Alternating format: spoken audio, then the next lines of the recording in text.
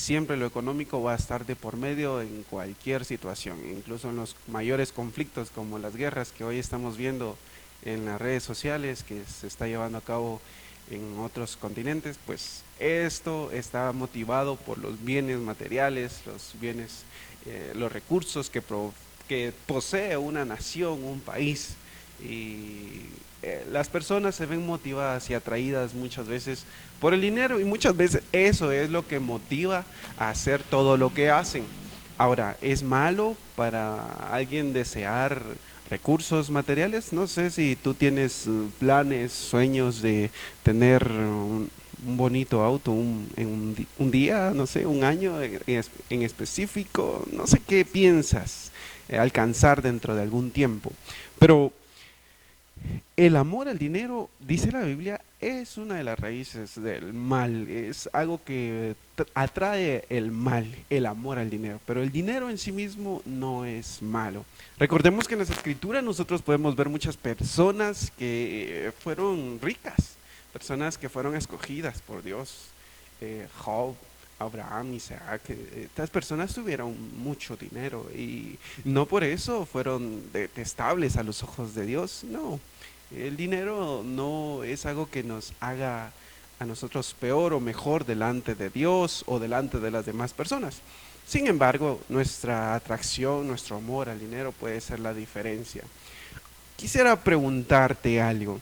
¿Tú crees que es posible ser feliz hoy en día? A pesar de que no tengas dinero, a pesar de que no tengas bienes materiales, o si tienes en abundancia, ¿tú crees que eres feliz como persona? ¿Te sientes satisfecha? ¿Te sientes plena, segura, confiada? Y eso no depende de tus bienes materiales o no depende de tus circunstancias. Y quiero que veamos algo de esto. Y vamos a ir a verlo en la carta de Pablo a los Filipenses. Es uno de los apóstoles que ha escrito por lo menos 13 cartas en el Nuevo Testamento, más o menos un 35% de lo que vemos en la literatura en el Nuevo Testamento. Y este hombre era un hombre apasionado por la obra de Dios. Era alguien que amaba el servicio, amaba entregar su vida, amaba el interés de los demás antes que el suyo propio. Era un hombre apasionado por imitar a Cristo. Y fue tanto así que él estuvo dispuesto incluso a morir. La tradición dice que él murió decapitado. Es así como Pablo estaba dispuesto a morir allá en Roma. Él cuando va a Filipos, cuando va a ir por primera vez, es por medio de una visión que un ángel se le apareció y le dijo que tenía que pasar por esta ciudad. Es así como Dios lo lleva a formar la primera iglesia en Roma, en esta ciudad llamada Filipos. Y era un lugar estratégico para que el evangelio de Dios se difundiera por todo este imperio romano. Recordemos que es Pablo el que es el apóstol enviado a los gentiles, a personas no judías. Y este hombre cumplió con ese propósito. Dejó todo aquello que era de mucho valor, títulos, posesiones, honor social. Recordemos que era un hombre destacado entre los fariseos, fariseo de fariseos. No era cualquier fariseo, era un hombre que destacaba en su época. Era un hombre admirable por su intelecto, por su influencia, y tratando de agradar a Dios perseguía a los cristianos, de manera que Dios se le aparece de camino a Damasco y le dice: Pablo, ¿por qué me persigues? Y es ahí donde él tiene ese encuentro maravilloso con el Señor Jesucristo. Pues es este hombre el que escribe esta carta, y se la escribe a una iglesia que él había formado, que él había iniciado en aquella ciudad, estando él en una de sus prisiones. Es ahí donde él escribe la carta de Filipenses, y la escribe con mucha pasión, puesto que a pesar de lo que estaba viviendo, él no deja ver quejas allí, sino que por el contrario agradece. Y una de las cosas que él va a agradecer es por ese apoyo económico que la iglesia de Filipos, que era entre las muchas iglesias que Pablo sirvió, la única que le apoyó económicamente. Y él está agradecido con esta iglesia, pues le habían apoyado, y es en esta carta que él va a expresar esa gratitud y va a dejar ver también su amor por Cristo. Recordemos que en el poema, en el capítulo 12, describe el poema acerca de la exaltación y la humillación de Cristo, y es el pasaje clave en este libro para el resto, para los capítulos que le rodean a este poema que encontramos en el capítulo 2. Y algo de eso es lo que él va a dejar ver en el capítulo 4, donde hoy quiero compartir con ustedes. El tema lo he titulado El secreto del contentamiento. Es aquí donde Pablo nos va a dejar ver cómo es que él veía las cosas materiales y su relación con Cristo. Esto era lo que guiaba su vida, la relación que él tenía con el Señor Jesucristo, lo cual hacía que él viera el resto de cosas en esta tierra de diferente forma, quizá como tú y como yo lo estamos viendo. Por eso al inicio preguntaba, ¿cómo te ves atraído por el dinero o por los bienes materiales? Pues quiero que veamos algo de esto en las Escrituras. Primero quiero mencionar la actitud ejemplar que Pablo tenía respecto a los bienes materiales y su gratitud hacia estas personas que le apoyaron. Verso 10 del capítulo 4 de Filipenses dice así: me alegré grandemente en el Señor de que ya al fin han reavivado su cuidado para conmigo. En verdad antes les preocupaba, pero les faltaba la oportunidad. Pablo dice que se siente alegre porque le han apoyado, por la bendición que le trajo Epafrodito, que fue la persona elegida por la iglesia para que viajara, hiciera no sé cuántos días de viaje, no sé cuántos barcos, no sé de qué manera es que Epafrodito llegó hasta la prisión donde estaba Pablo, pero este hombre fue el que aquella iglesia había elegido para llevar esa ayuda. Y dice Pablo, me alegro mucho por esa ayuda que ustedes me han enviado. Aquí podemos notar que a pesar de todas las situaciones feas que estaba atravesando este siervo del Señor, pues siempre Dios tenía el cuidado de él. Y había una iglesia que estaba pensando en cómo apoyarlo. Siempre hay alguien que está viendo cómo contribuir en la obra de Dios, y esta iglesia se caracterizaba por eso, por apoyar a un siervo que andaba predicando la palabra de verdad, el mensaje del evangelio. Y es así como Pablo les va a dejar ver su agradecimiento, pues es lo menos que puede hacer alguien que está siendo ayudado por otras personas, dejar ver su agradecimiento, su gratitud. En este caso lo hace por medio de un escrito, y seguramente a Epafrodito se lo expresó verbalmente cuando lo tenía cara a cara. Es así como podemos aprender de este hombre que él también sentía, él también experimentaba emociones, y en este caso esta iglesia provocó en él una profunda alegría. Por eso dice, me alegré grandemente en el Señor de que nuevamente me hayan apoyado. Y no es que ustedes no se hubieran acordado de hacerlo antes, yo sé que ustedes lo tenían en la mente hacerlo, pero no habían tenido la oportunidad. Él mismo los justifica porque los conocía. No es como una iglesia que no le gusta sostener quizá a sus ministros, no les gusta apoyarlos económicamente. No, ese no era el caso de esta congregación de Filipos. Era una iglesia responsable en ese sentido para con aquellos que predicaban el evangelio. Así que él está haciendo énfasis en ese acto de amor que ellos le han mostrado a él. Y no es que él esté remarcando esto que han hecho porque quiere seguir recibiendo más. No, solamente él deja en claro que está muy alegre por el cuidado que ellos han tenido hacia él. Es algo ejemplar esto, de que tenemos que imitar de esta iglesia que apoyaba y servía económicamente a los ministros de Dios. Cuando tú tengas la oportunidad de servir, de ofrendar a alguien que tú sabes que con integridad predica el Evangelio, no dudes en hacerlo. Y así como Pablo, también los ministros no tienen que esperar también a que les ayuden necesariamente para hacer la obra de Dios. Pablo no era motivado por las ayudas que podrían venir o recibir. No era eso lo que a él lo movía a hacer lo que hacía, a predicar el Evangelio. No, él de hecho se negaba a ese derecho muchas veces en las iglesias a las que servía para no ser piedra de tropiezo.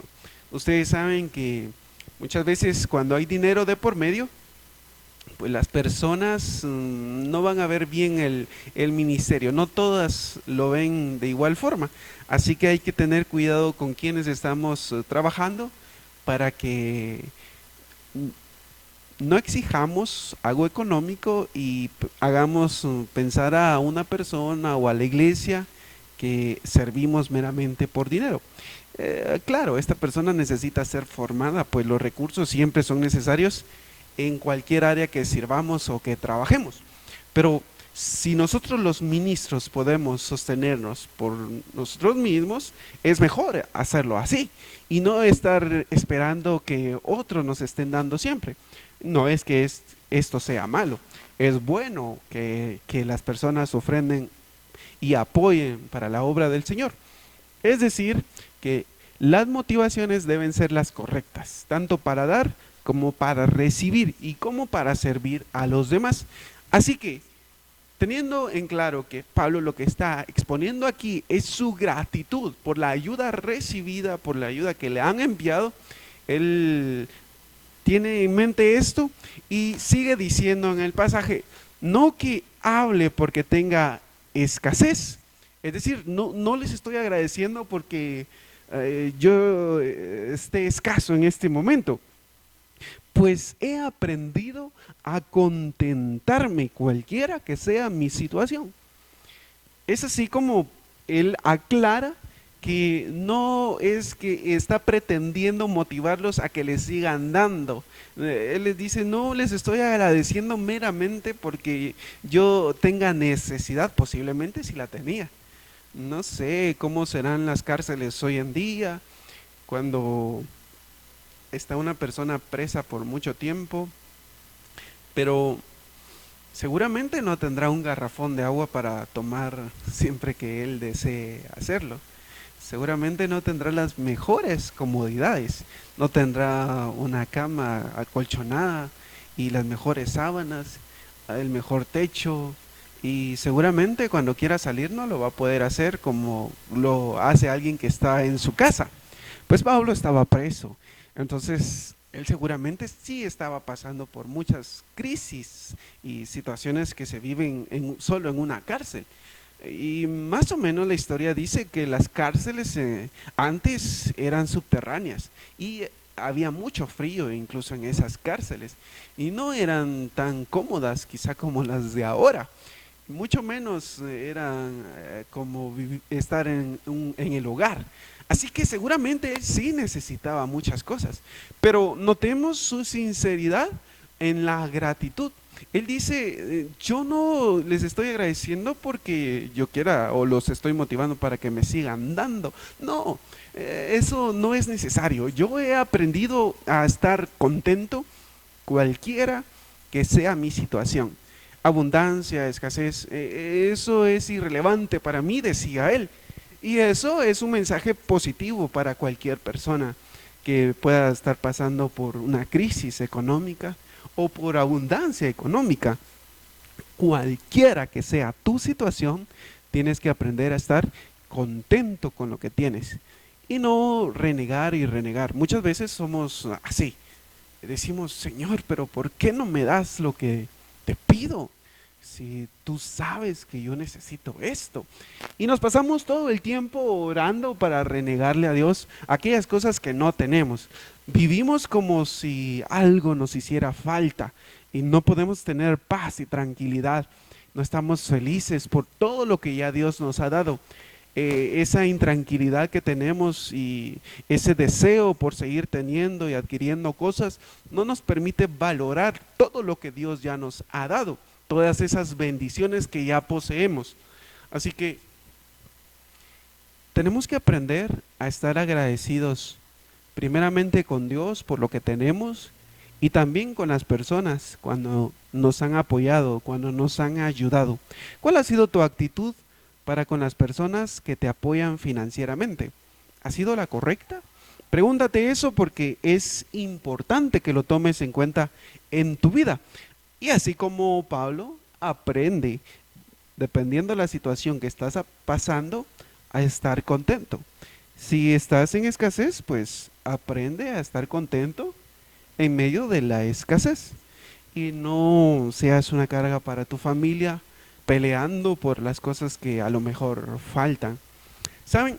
Seamos un poco humanos en este momento y introduzcámonos más a fondo de la situación que estaba viviendo Pablo. Él, él dice, yo he aprendido a contentarme en cualquiera que sea mi situación, pero en una cárcel si te toca aguantar frío, ¿cómo estás? Así.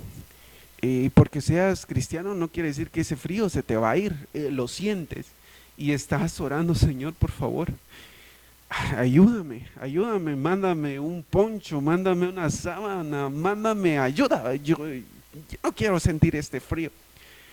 Es decir, que sí estaba pasando por situaciones así y él sí pedía a Dios, seguro. Y cuando tenía hambre, yo me imagino que él decía, Señor, por favor, ayúdame a controlar esta hambre porque me están haciendo ruido eh, las tripas. No sé qué pensaría él, pero es esta la situación en la cual él se encontraba. Y hay muchos cristianos que muchas veces tienen que atravesar por escasez, por situaciones de la vida que suceden, por ejemplo la pandemia que trajo la pérdida de trabajos y la quiebra de muchas empresas. Y eso es normal que venga escasez también a la vida, es parte de, si estás pasando por un proceso así, es parte de tu humanidad que tengas que sufrir en esta tierra. Y no porque eres cristiano, pues ese sufrimiento no lo vas a sentir como cualquier otra persona que aún no ha venido a los pies de Cristo. Todos sufrimos y todos padecemos. Por lo tanto, cualquiera que sea tu situación, aprende a estar agradecido con Dios.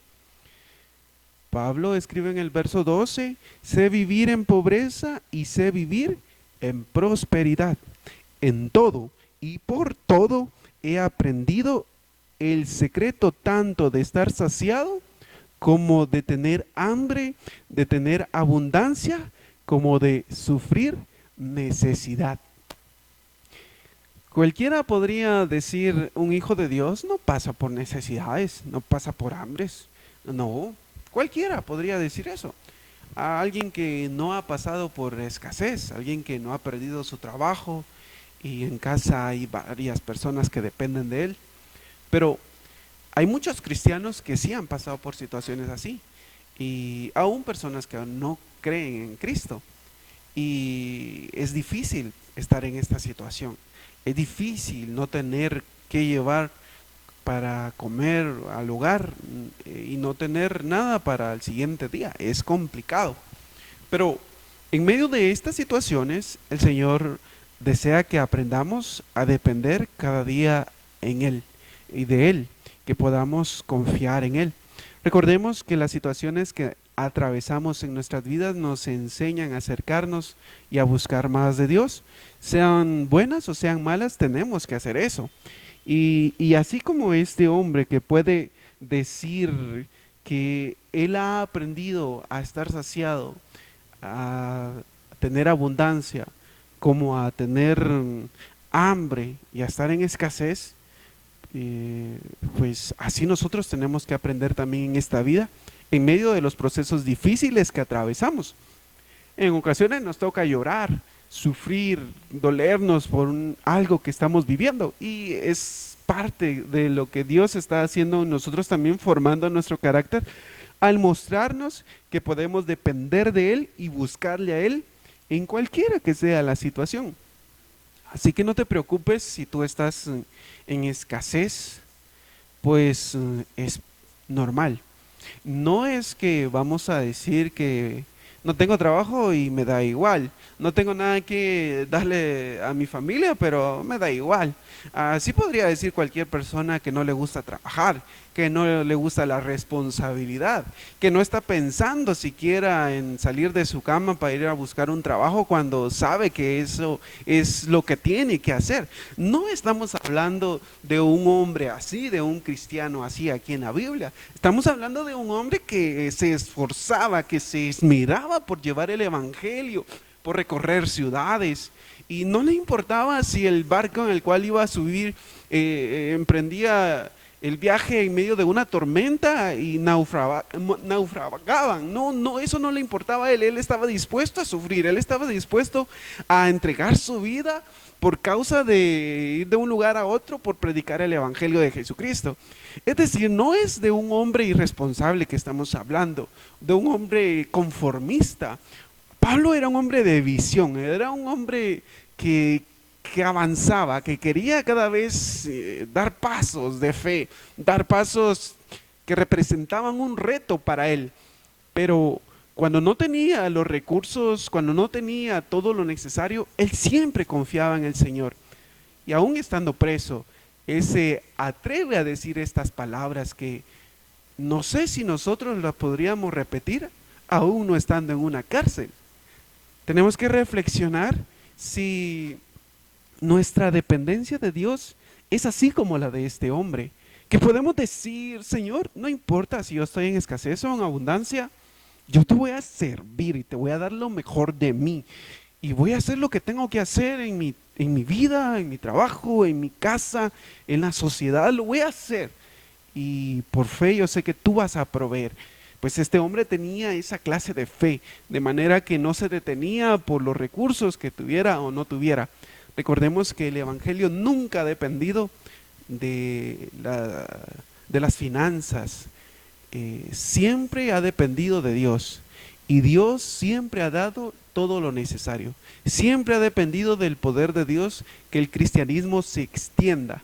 Y no podemos limitarnos por no tener dinero, por no tener un castillo para ir a hacer los servicios, algo hermoso. No, en el primer siglo no se necesitaba tanto. El Señor Jesucristo salía a las calles y a predicar. Pablo salía al encuentro de otras personas también en lugares de reunión social, y ahí predicaba el Evangelio. Ahí él enseñaba a las personas cómo conocer a Cristo. Pero ¿qué tenía Pablo que no tengamos nosotros? Que él puede decir estas palabras con tanta veracidad y con integridad en su corazón, como para decir: Señor, yo estoy bien así como estoy. Yo estoy bien en medio de las diferentes situaciones que me tocan sufrir por causa del Evangelio. ¿Qué tenía este hombre que tú y yo no tenemos para poder depender tanto de Dios y estar en una cárcel en las peores condiciones? Reflexionemos en eso y preguntémonos: ¿qué era lo que él tenía que yo no tengo? Y es que es aquí de donde se desprende el secreto del contentamiento. Filipenses 4:13 dice: todo lo puedo en Cristo que me fortalece. Todo lo puedo en aquel que me fortalece, en aquel que me da la fuerza para hacer todo lo que hago. Ese es el secreto. Pablo tenía a Cristo como la fuente de todo lo que él hacía. Y eso era lo que a él le permitía avanzar en su diario vivir a pesar de las situaciones. Cuando él escribe la carta de Filipenses, él les dice: hermanos, no se preocupen por mí. Todos los sufrimientos que he atravesado han redundado para bien. De manera que aquí todos los soldados, todas las personas que me conocen, han llegado a saber de que estoy aquí por causa de Cristo. Y el Evangelio se está movilizando en este lugar. Las personas están llegando al conocimiento del Señor Jesucristo. Y era así como él agradecía incluso por esa situación que estaba atravesando. No sé si nos atrevemos a agradecerle a Dios por la crisis que vivimos, por las situaciones adversas que vienen a nuestras vidas. ¿Alguna vez has dicho al Señor, gracias por esta situación que me estás permitiendo atravesar? Me ha enseñado a depender más de ti. He comprendido que esto tú lo has permitido en mi vida para que yo pueda amarte más, para que pueda servirte con mayor dependencia.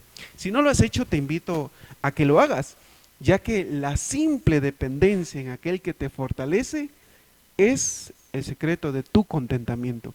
Tú también puedes gozarte y alegrarte en cualquier circunstancia que tú estás atravesando, cualquiera, no importa cuál sea.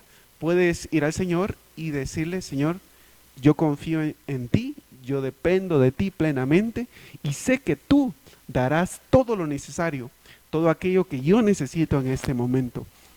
Y tienes que depositar tu vida en Él, tu confianza en Él, y debes reconocer que sin Él nada puedes hacer. Tú puedes tener mucho intelecto, puedes tener incluso muchos recursos, pero sabes que sin la ayuda, la provisión, la bendición del Señor Jesucristo, tú no eres feliz, tú no eres contento, porque el gozo que viene de Dios solamente te lo da el Espíritu de Dios que habita en ti, cuando tú persigues la voluntad de Dios en tu vida. Y es que de este hombre del cual estamos hablando, persiguió toda su vida desde que tuvo aquel encuentro camino a Damasco con el Señor Jesucristo, el agradar a Dios, la voluntad de Dios para él. Eso es lo que lo motivó a él el resto de su vida. Hoy en día resulta que habemos ministros que nos gusta la predicación, que nos gusta la enseñanza, la evangelización, y no dependemos tanto de Dios. No hay una comunión íntima con Dios. Mientras que para Pablo eso era lo que le daba la vitalidad a su ministerio y a su vida, la dependencia, la comunión con Cristo. Pero hoy queremos predicar y enseñar sin ser intencionales en esa búsqueda del Señor, ese tiempo a solas con Él, ese tiempo de reflexionar y meditar en su palabra y de ponerla en práctica, de llevar a cabo ese ministerio que Dios nos ha encomendado de ser luz a las naciones. Y no se puede hacer de otra manera sino solamente buscando la comunión con Dios. Nosotros tenemos que ser intencionales en esto. Así que piensa en esto. ¿Qué tanto tú estás dependiendo de Dios? ¿Qué tanto tú estás dependiendo de los bienes materiales que posees o del dinero? ¿Es eso lo que guía tu vida o es Dios? Recordemos que no se puede servir a dos señores. No puedes servir a Dios y al dinero. No, tienes que decidirte en quién vas a confiar. Así que mi hermano, mi hermana, te invito a que estés plenamente feliz todos los días de tu vida confiando en el Señor Jesucristo, quien te fortalece en todo aquello que tú quieras, pero tienes que reconocer en tu vida que Él es el Señor de todo lo que tú debes hacer, de todo aquello que tú planees, pues primeramente deposítalo delante de Él. Y recuerda el contexto de este pasaje. Pablo no lo está diciendo para cualquier cosa, que todo lo puede en Cristo que lo fortalece. Recordemos las prisiones que está atravesando este siervo, y en las peores circunstancias de su vida, él aprendió a depender del Señor. Y eso es lo que nos toca hacer a nosotros también. De modo que los sufrimientos de Cristo sean evidenciados en nuestra vida. Y así como Cristo fue obediente hasta la muerte, a pesar de su sufrimiento, así también nosotros seamos obedientes a Dios, pese a la situación que podamos atravesar. Así que busca al Señor Jesucristo, y que esa comunión que tal vez no has cultivado hasta el día de hoy, puedas iniciarla y puedas cada día mejorarla. Te invito a que lo hagas. Dios te bendiga.